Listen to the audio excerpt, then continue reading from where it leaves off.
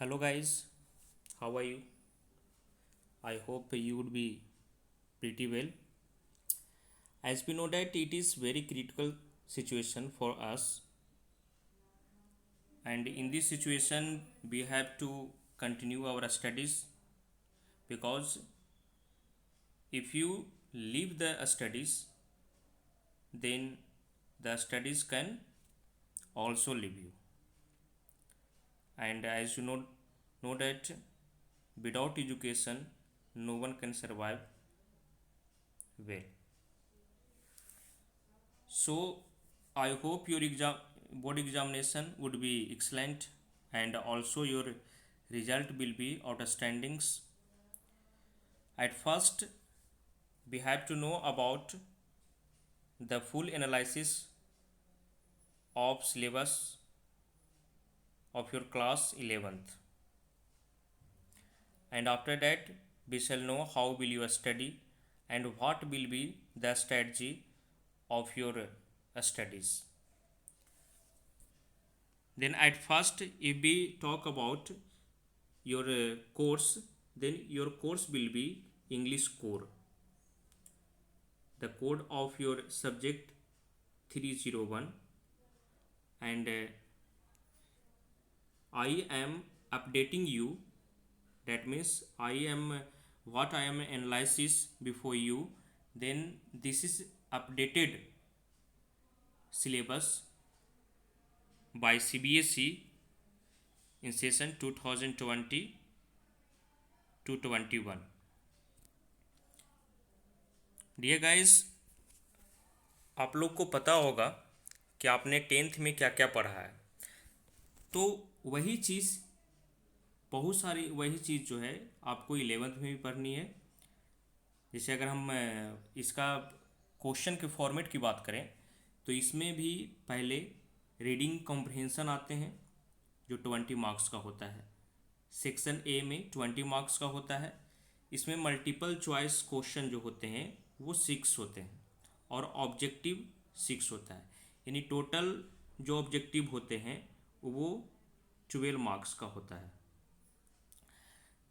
इसमें जो पैसेज आते हैं उसमें भी आपने क्लास 10th में भी देखा होगा कि 2 पैसेज आते हैं और दोनों पैसेज में उसमें भी 12 मार्क्स का जो है वो ऑब्जेक्टिव क्वेश्चंस रहते हैं। लेकिन इसमें थोड़ा सा डिफरेंट ये है कि फर्स्ट पैसेज जो है आपका 550 वर्ड्स से 600 वर्ड्स तक रहेगा और इसमें आपको 2 क्वेश्चन दिए हुए रहेंगे।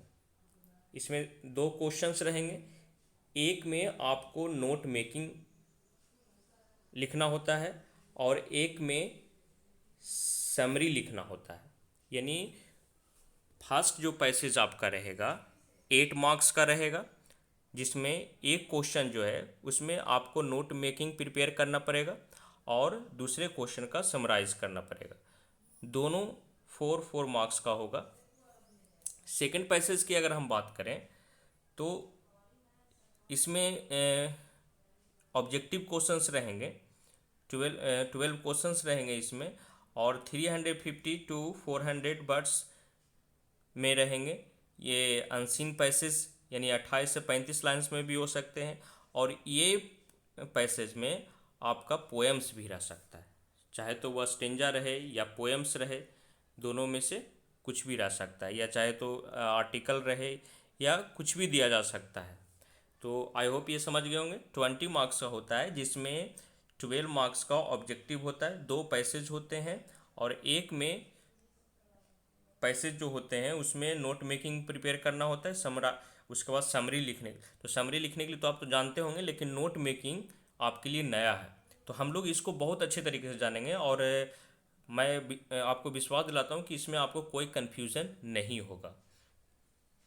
नेक्स्ट देखते हैं section B, writing skill and grammar. उसमें भी राइटिंग स्किल एंड ग्रामर होता था 30 मार्क्स का।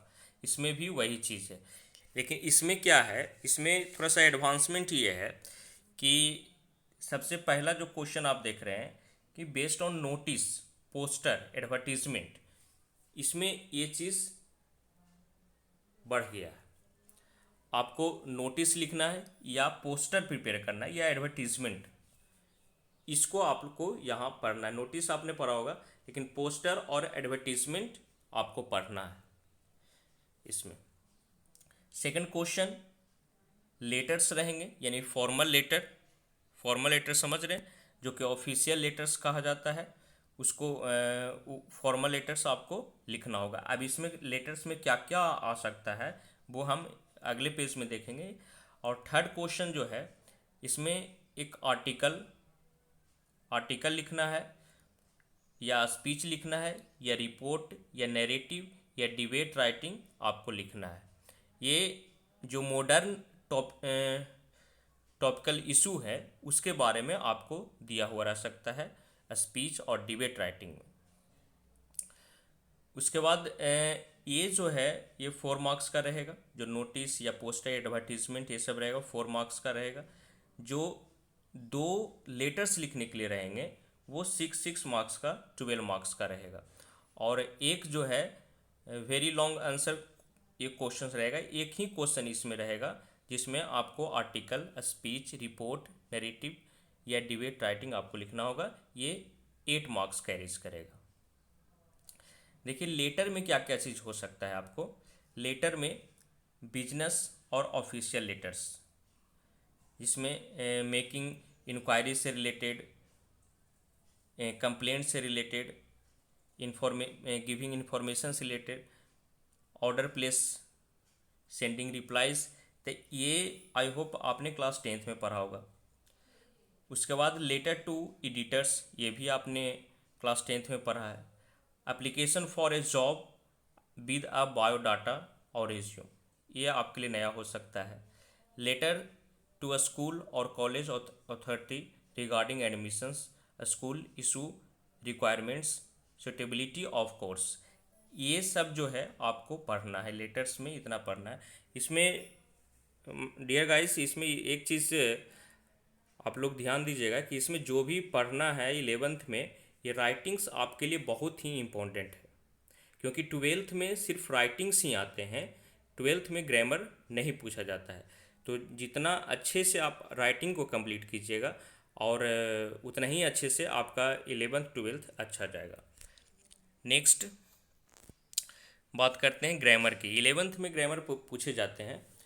इसमें भी वही चीज़ जो कि आपने 10th में पढ़ा था, error correction, editing task, close passage, जिसको गैप फिलिंग भी कहते हैं, ये क्वेश्चंस आएंगे। Reordering of sentences, reordering that means rearrange करने के लिए, सेंटेंस को रीअरेंज करने के लिए, जो कि आपने क्लास 10th में पढ़ा है। ट्रांसफॉर्मेशन ऑफ सेंटेंस, जैसे अगर आपको ये सेंटेंस जो है वो दिया हुआ रहता है कन्वर्सेशन बेस्ड में, आपको उसको ट्रांसफॉर्म करना होता है, डायरेक्ट, इनडायरेक्ट, या एक्टिव या पैसिव, इस तरह से एक्टिव से पैसिव के रूप में आपको। इसमें टॉपिक आपको क्या क्या पढ़ना है, determiner, tenses, clauses, models, change of voice. उसके बाद लिटरेचर में बात करते हैं, तो लिटरेचर में उसी तरह का क्वेश्चंस आते हैं जिस तरह का आपको 10th में आप देखे होंगे। सबसे पहला 2 ऑब्जेक्टिव क्वेश्चंस आउट ऑफ 3, यानी 3 क्वेश्चन दिए हुए रहेंगे और उसमें से 2 क्वेश्चन आपको बनाने होंगे। Based on extract from poetry to assess reference to context and appreciation, direct question to be avoided, reference to the lines be made to answer questions based on the given, यानी 3 question दिए हुए रहेंगे जिसमें से 2 question आपको extract दिया हुआ रहेगा, पोएम दिया हुआ रहेगा, पोएम के बेस्ड पर कॉम्प्रिहेंसिव क्वेश्चन दिया हुआ रहेगा, that you have to solve. Next question देखते हैं, 5 short questions out of 6 question रहेंगे जिसमें से 5 आपको सॉल्व करनी होती है, जो कि 3 question should be from hornbill, यानी 3 क्वेश्चन जो होंगे वो हॉर्नबिल से होंगे और 2 क्वेश्चन जो होंगे वो आपको स्नैपशॉट से होंगे।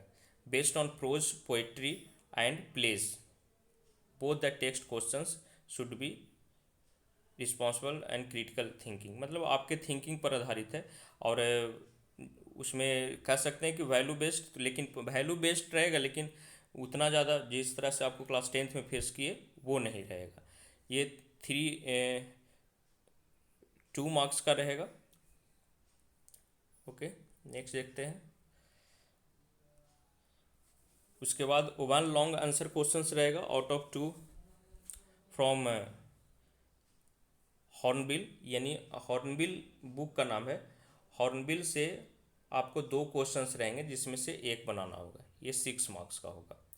उसके बाद 1 long answer questions out of 2 from snapshot, यानी स्नैपशॉट से 2 क्वेश्चंस रहेंगे जिसमें से आपको एक क्वेश्चन बनानी है।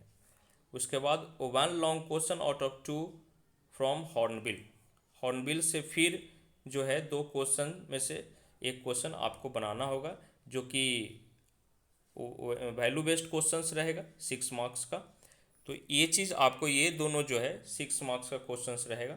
यानी लॉन्ग क्वेश्चन में अगर हम देखें तो 2 क्वेश्चन जो है वो हॉर्नबिल से रहेगा और एक क्वेश्चन जो है वो आपका स्नैपशॉट से रहेगा। इतना ही ये था। देखिए इसमें प्रिस्क्राइब्ड बुक्स जो है आपको 2 बुक जो है वो खरीदनी है, एक हॉर्नबिल और एक स्नैपशॉट्स। ये 2 बुक है जो कि एनसीईआरटी, आप इसे एनसीईआरटी के ऐप से भी डाउनलोड कर सकते हैं, या ये तो किसी भी साइट पे एनसीईआरटी बुक जो है अवेलेबल हो सकता है, और नहीं अगर अवेलेबल होता है कहीं से तो वो ख़रीद लेंगे तो ज़्यादा बेहतर है। Okay, thank you. हम लोग जो है इसको स्टार्ट करेंगे। आप लोग सबसे पहले अपना एग्रीमेंट दीजिए कि अगर आप लोग पढ़ना चाहते हैं तो नीचे दिए गए डिस्क्रिप्शन नंबर पर मैसेज करके आप बोल सकते हैं। Okay, thank you.